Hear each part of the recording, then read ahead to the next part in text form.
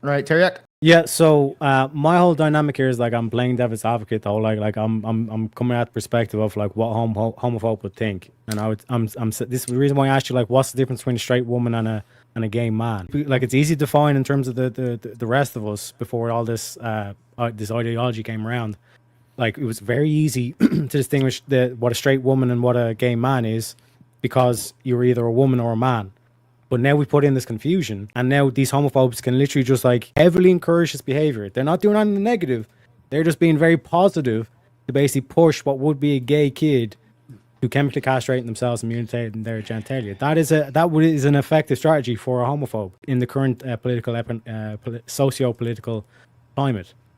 And what I'm saying is, you have said we haven't provided any argument how this has been homophobic. That's been the core central theme to my whole entire argument. And Damon's basically simply been pointing out, you are now running away from saying we did not make arguments when we clearly made arguments. Damon's provided statistics, and I've linked the statistics in the back as well.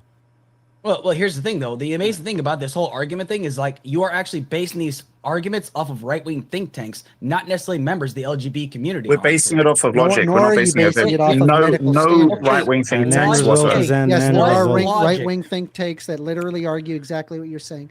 The problem is that there's hate groups that argue what you're saying. Hold on. When you are talking about the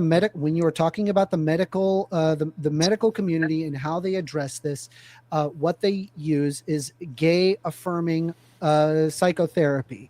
That approach specifically does not try to change a person's orientation. Conversion the person that you actually see before you get recommended to a therapist. Sorry, you're lying. You're lying or you're wrong. You're lying or you're wrong. And authenticity. You are lying or you are wrong. Gay and bisexual clients. You're lying. I'm not going to let you talk lies, dude. No, I'm not. I'm going to go you ahead and can shout louder, but you are wrong. You're woefully mistaken, or you are a bad faith. You're being rude. Allow me to finish. Okay. All right. Damon, we're going to set the clock again. I'll give you 1:15. Lay out your argument. Damon, you go ahead. I'll give you the same time, okay?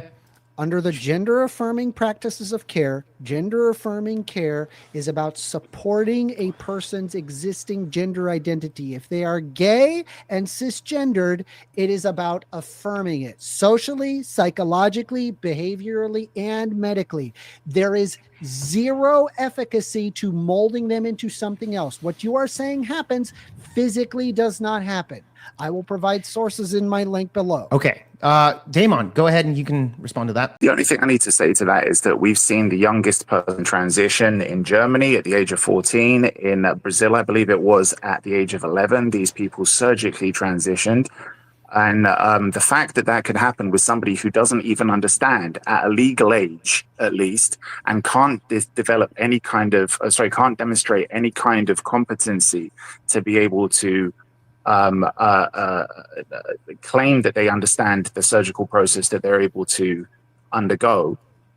They can't demonstrate what's called Gillick competency to say that although they're underage, they're willing to undergo this surgery and sign off on it. The fact that this is allowed to happen to people at that age, at an age that they're not even legally allowed to have sex, that just proves that everything you're saying is absolute fucking dog shit.